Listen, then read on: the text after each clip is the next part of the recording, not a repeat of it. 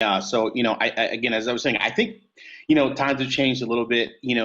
As each year passes, the students get more competitive, the numbers go up. But I think if you're doing, you have an above average board score, which honestly I don't know what that board score would be now, but there's pretty good.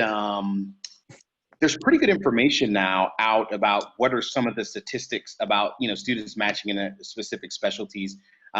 Usually, their radiation oncology is kind of on the higher end of those statistics. So I would try to meet those levels. Obviously, you want to do good in your clerkships. I think that does matter quite a bit.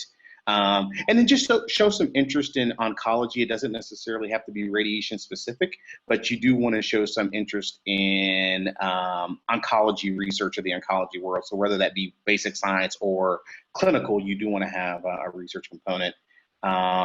I think, when you're applying, I think obviously because it's such a small specialty, you do want to make sure you're applying broadly. Um, there's some huge programs like Harvard, which I think takes 8 residents per year. MD Anderson takes 7. Memorial Sloan Kettering takes 6. And then, you have the Stanford, I think they take 4. UCSF takes 4. So those are the biggest programs. I mean, the average size of the program is probably somewhere, or most programs is probably somewhere around 2. So it's a super small specialty.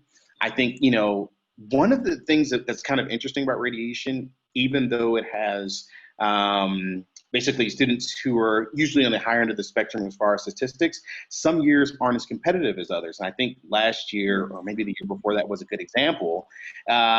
And the reason why is, the Student Doctor Network is infamous, but it's also fantastic because it gives you a lot of information. And I think one of the things that's floating around is, the job market not being so good. And there is some truth to that.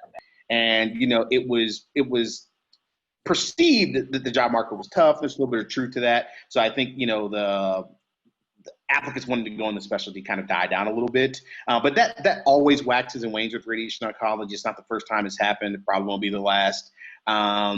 So there is that component of it. It's not always the hardest specialty to get into because of that. But I do think it's, self-selecting as far as the students who are going to apply to get into it are already going to be kind of at that upper level.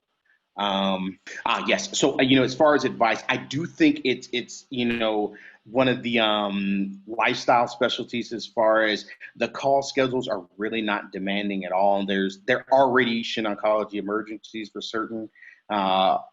Examples are things like spinal cord compression from metastatic tumors, or superior vena cava syndrome from a large tumor in the chest. Sometimes brain mets, depending on how the patient is presenting. But there's very few emergencies. You're really not tied to your phone. You're not necessarily tied to the hospital. You're usually working Monday through Friday. So it's very nice in that way. Compensation is still very, very good in the specialty.